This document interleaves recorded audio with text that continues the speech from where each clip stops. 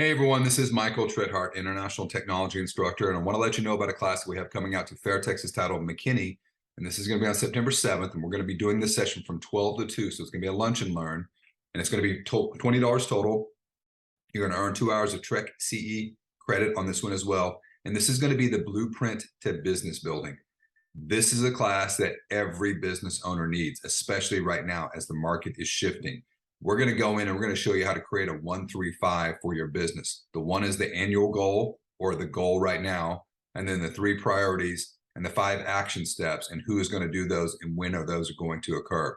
If you don't understand how to do a 1-3-5, you definitely need to be in this class because this is going to be business changing.